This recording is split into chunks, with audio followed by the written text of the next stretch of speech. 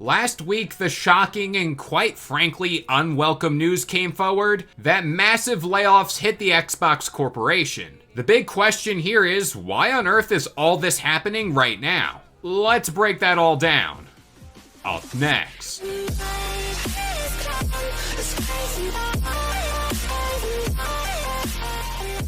What up guys, this is Kalo and I'm here to give you the lowdown on all things gaming, and if you're new here, feel free to subscribe to this channel for weekly video game news content. Drop a like on the video and welcome to the Level Up. So last October, the Activision Blizzard and Xbox saga finally wrapped up. At the time, there was belief that moving forward, there would only be better days ahead for this version of Activision Blizzard. Now, I still think that's still in the cards here, seeing how in the long term, they should ultimately have more creative freedom moving forward.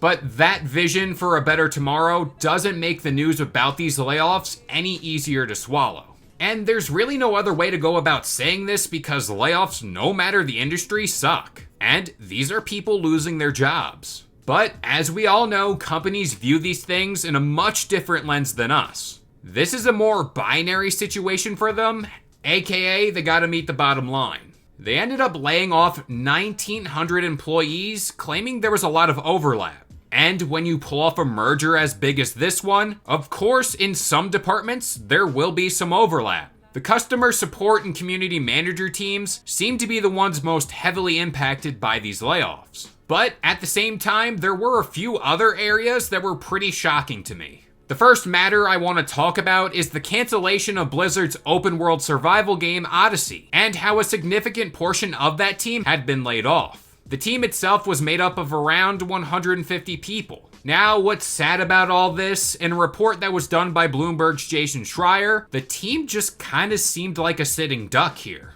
Odyssey started in 2017 as a pitch from Greg Gamai, a Blizzard veteran who worked on World of Warcraft. It was conceived as a survival game like Minecraft and Rust, but with more polish and fewer bugs. In subsequent years, the team working on the game expanded, and it was announced publicly back in 2022 as the company began hiring more staff. Despite the additional resources, the project struggled largely due to technical issues that surround the engine or the suite of tools and technology that developers used to construct the game, according to people familiar with the process. Odyssey was originally prototyped on the popular Unreal Engine from Epic Games, but Blizzard executives decided to switch in part because it wouldn't support their ambition for vast maps supporting up to 100 players at once. Blizzard instead directed the team to use the Synapse and internal engine that the company had originally developed for mobile games, and envisioned it as something that would be shared across many projects. But that led to significant problems as the technology was slow to coalesce, and Odyssey's artists instead spent time prototyping content in Unreal Engine that they knew had to be discarded later, said the people. Despite the challenges, Odyssey appeared to be making progress. People who played early versions of the game enjoyed it, and thought there was a lot of potential in the market for a survival game that hit Blizzard's bar for quality. Still, Odyssey was years away from completion.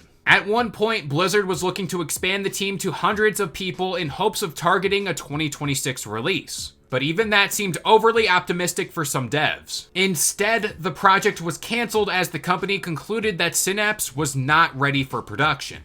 Long story short, there was a good idea for a game here, but that was destroyed by leadership. From the sounds of this all, if the leadership just listened to the devs, this game could have crossed the finish line. Instead, this game spent a lot of time in development hell, and that choice cost people their jobs, and if that's true, that's just plain frustrating. And these are the kind of things I really hoped Xbox would fix moving forward. Now, another bit of surprising information to come out amongst all this was the choice to shut down departments dedicated to bring physical games to retail. Now, it's no secret throughout the gaming industry, an all-digital future might be on the horizon. And through the various FTC leaks, an alleged all-digital Xbox Series X could be in the works. Let's not forget more recently, Hellblade 2 will only be releasing digitally. So hearing all this just kind of makes you sit here and think. Mainly, what's going on here, and is Xbox preparing to go all digital? Now, I'm not saying this is 100% proof, mainly because Xbox could end up outsourcing a bunch of this stuff to other places like it's been speculated. But at the same time, Xbox is quite different from its competitors. I'd say a good amount of Xbox gamers play their games through digital means, mainly being Xbox Game Pass and things like that. But I think it's worth keeping our eyes on future releases like Indiana Jones, Blade, Avowed, and games like that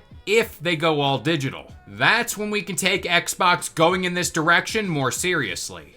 Now, another story I wanted to touch on was this developing story around how Xbox might be bringing more games to competitors like the PlayStation 5. Now, hands up, I'm a massive Xbox fan, and I don't think that's really a secret at this point, but I wanted to take a few steps back and look at the messaging that Xbox once again said when the Bethesda merger went through. They are in fact going to deliver exclusives to the Xbox platform, but they do have goals to get Xbox games on whatever platforms that host Xbox Game Pass. Up until now, Xbox bringing games over to the Switch and the PS5 have been all but rumors.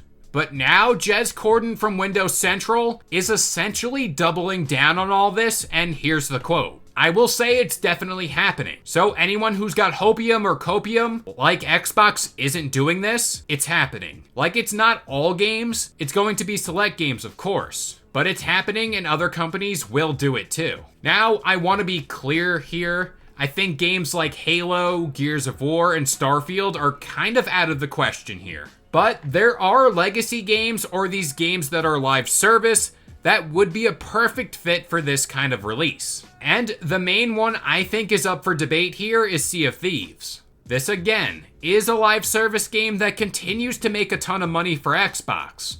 And there's clearly interest for it. But as of right now, this is all a rumor, so let's just calm down. But hey, there's no question today, seeing how this story just kinda sucks. I guess the only thing I can kinda hope for moving forward is that better days are ahead for Activision Blizzard. But that about does it here. I've been Kalo. I gave you the lowdown on all things gaming. And if you're new here, feel free to subscribe to this channel for weekly video game news content. Drop a like on the video, and this has been the Level Up.